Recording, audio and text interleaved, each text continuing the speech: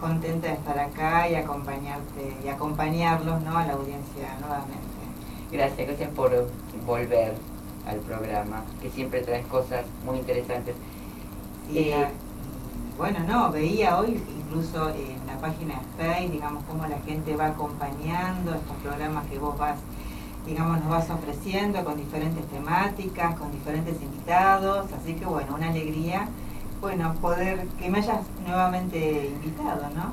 Un placer, Patricia. Vos sabés que esto que decís, quería contarles a los oyentes, porque para nosotros que hacemos esto con la única finalidad que es difundir, prevenir y educar, el otro día me comentaban, y está en algún lugar de Facebook, que el programa, hay un oyente de Tucumán que me comentaba que lo escuchan y después hacen debate con el programa. ¡Qué linda! Qué linda noticia, ¿no? Porque uno prepara el programa con alguna temática.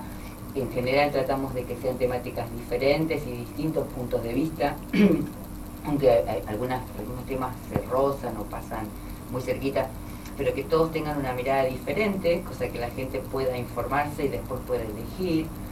Pero que nos digan que después con los temas generamos un debate posterior al programa entre ellos. Es un buen efecto. Sí, es un buen efecto de transmisión. Sí, me encantó ese comentario. Y bueno, esa es la idea, ¿no? Generar un poco de interrogantes, ¿no? Sobre cosas que a veces conocemos, otras no conocemos, pero por lo menos preguntarse qué está pasando, ¿no?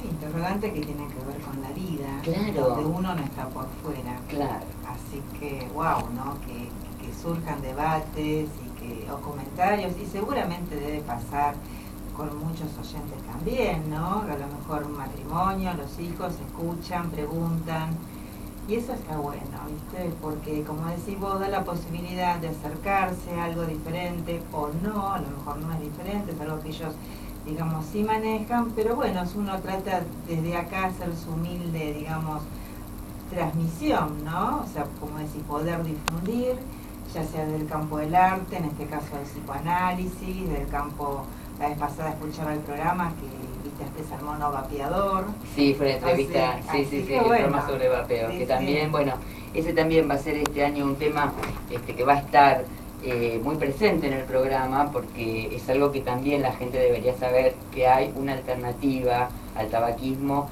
y que por diferentes intereses lamentablemente no se difunde como debería difundirse, ¿no?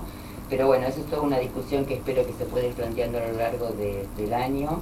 Y como decís, sí, ese fue el primer programa, el del mono vapeador, que es un referente para los que pertenecemos al mundo del vapeo, es un referente importante. Sí, y bueno, así arrancó el tema, digamos, lo arranqué con un poco de fuerza como para después entrar en esto de interpelarse, de preguntarse y de también preguntarle a las autoridades qué es lo que pasa con esto, como este tema como ejemplo, ¿no? Pero la idea es esta, preguntarnos, interrogarnos, a veces sobre lo que creemos que son creencias, porque muchas veces nos pasan cosas que repetimos, que vamos a hablar de la repetición, porque y muchas veces tiene que ver con las falsas creencias, con esas creencias que estamos abrazados y no las queremos soltar porque pensamos que si las soltamos viene el caos, el abismo, caemos en algo donde nos vamos a encontrar absolutamente desarticulados, y sin embargo cuando uno puede desprenderse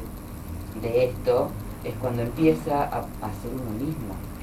Muy bien, sí, totalmente de acuerdo, es así.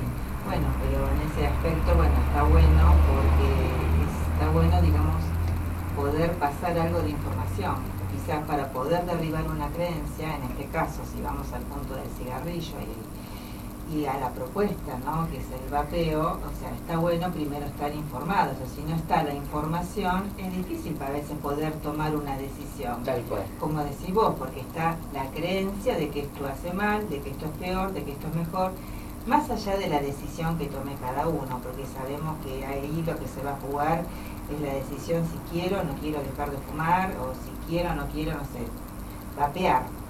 ¿no? Pero la información en ese aspecto es muy importante, entonces desde ahí te decía, bueno, la verdad que el programa me pareció muy interesante. Me alegro, sí, fue un lindo programa. Bueno, y hoy, esta noche, ¿qué nos trajiste para compartir con los oyentes? Bueno, ¿qué traje? Un poco la propuesta, bueno, que circuló, o sea, así como grandes temas, ¿no? O sea, la noción de síntoma, la vez pasada habíamos estado viendo algo de sueño, síntoma y sueño, represión. Así que, bueno, la idea es poder quizás abrir un poco más estos conceptos que son muy importantes y tienen que ver con conocimientos del psicoanálisis, ¿no? Si vamos al campo del psicoanálisis. Vamos a ubicar un poquito a los oyentes, porque algunos nos han seguido en los otros programas en los que has participado y algunos no. Vamos a hacer como una puntuación, empezando por quién era Freud, ¿no? y cómo empezó a trabajar. Freud hace su formación intelectual en una época en la que el imperio austrohúngaro era el centro de una corriente predominante de un pensamiento que había en ese momento que se llamaba positivismo. Antes que la psicología se convirtiera en una ciencia, para el mundo civilizado, la enfermedad mental se consideraba una patología orgánica. Y para las sociedades tribales tenía un significado místico. Freud, ¿qué viene a hacer? Viene a romper con esto. El psicoanálisis de Sigmund Freud inaugura una nueva era en psicología con un método de investigación que pone énfasis en el significado inconsciente de la patología mental y de las conductas humanas. La teoría freudiana tiene una fundamentación teórica, pero las conclusiones de Freud se basan en una frondosa casuística, es decir, en sus casos clínicos. Claro. Fruto de muchos años de práctica con sus pacientes, que no cumple con los requisitos de la ciencia, porque su objeto de estudio, que es el inconsciente, no puede ser observado y medido en un laboratorio. Esto lo sabemos los que trabajamos con esto, pero para que la gente sepa, si hay un cerebro, cuando se hace una autopsia que se ve un cerebro, se pueden ver los lóbulos, todas las partes del cerebro. Lo que no se puede ubicar es el aparato psíquico en ese cerebro. Claro. No obstante, el aporte de Freud a la psicología es innegable y en la práctica clínica la teoría freudiana puede ser corroborada por todo profesional con sus pacientes y por todos los pacientes que han pasado por un tratamiento psicoanalítico. Claro. Sí, no, me quedé pensando en esto que vos ubicabas, ¿no? Que en ese momento quizás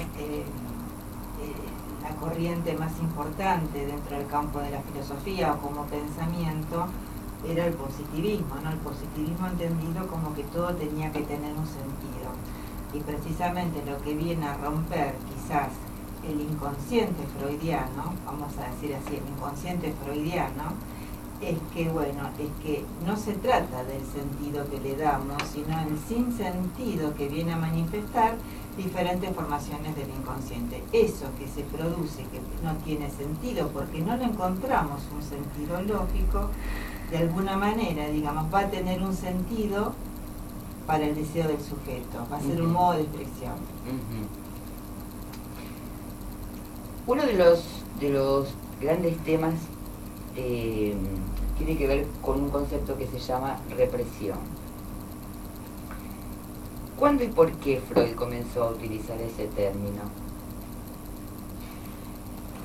La represión es un tema, digamos, que va a ser uno de los pilares, es un concepto, digamos, pilar del psicoanálisis, ¿no?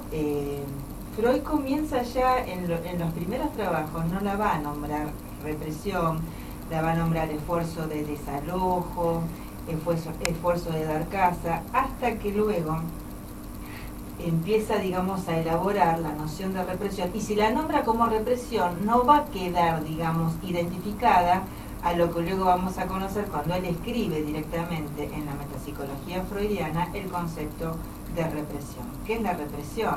Bueno, la represión la podríamos definir como un mecanismo, ¿sí?, del que se sirve el aparato psíquico. Es sobre la represión que vamos a tener lugar, digamos, las diferentes neurosis. En este caso, bueno, ¿qué nombramos? Como neurosis obsesiva, neurosis histérica, ¿sí? Este mecanismo va a ser fundamental porque va a ser el pilar, ¿sí? Él va a ubicar dos tipos de represión. La primera represión, que va a ser la represión fundante, y luego la represión. Ahora, si bien, digamos, la represión va a determinar una estructura, podríamos decir la neurosis, lo que nos viene a decir Jacques Lacan es que la represión va a estar en las otras estructuras, o sea, en la psicosis, como a cielo abierto, o en la perversión. ¿Qué queremos decir con esto? Que los elementos que componen una estructura, o pensemos esto, mira, el complejo Edipo, que uno nombra el complejo Edipo, ¿no? Esos elementos, la función paterna, porque son funciones, ¿sí? No son personas, estas funciones, el complejo de castración, las identificaciones, la posición sexual. Esto que vos, disculpame Sí. que te interrumpa, pero esto que vos estás diciendo de no son personas, son funciones, quiere decir que la función paterna puede ser ejercida por otro que no sea el padre. Sí, sí, porque acá lo que nos va a importar a nosotros son las funciones. No nos interesa tanto los personajes. No sé, que Porque en si una nos casa que no hay un quedamos- papá puede ser el tío, puede ser incluso la misma madre que ejerza esa función, ¿Cómo el funciona abuelo, el corte? la abuela, Sí, ¿no? sí.